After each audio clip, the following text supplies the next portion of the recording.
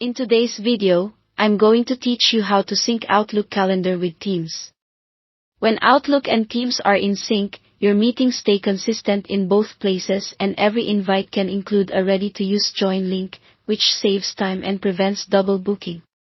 Start in Outlook, either on the web or the desktop app, and switch to the calendar view. Open the settings gear, then open calendar settings and choose events and invitations.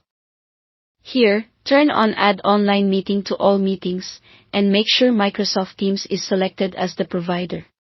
Outlook saves this change automatically. The change applies to new meetings going forward, so existing invites won't be altered. This setting tells Outlook to attach a Teams meeting to new invites by default, and you can still toggle it off for any single meeting if you need to. You don't need to install an add-in for this. The integration is built in for Microsoft 365 work accounts. Next, confirm you're signed into Outlook and to Microsoft Teams with the same work account. That shared sign-in is what enables the native sync. In Outlook you'll see your schedule under My Calendars, and in Teams you'll see it under the Calendar tab. Both read the same mailbox. Using different accounts can break the connection, so it's worth double-checking the profile shown in each app. If your organization uses multiple profiles, make sure the one selected in both apps is the same work profile. Now, let's schedule from Outlook. Create a new event or meeting, and toggle Teams meeting on near the title. Add your subject, date and time, location if applicable, and your attendees, then send.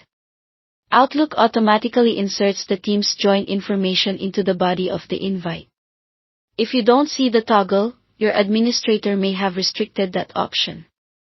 Anything you create here shows up in the Teams calendar as well, so you and your guests can join from either app. You can also schedule from Teams.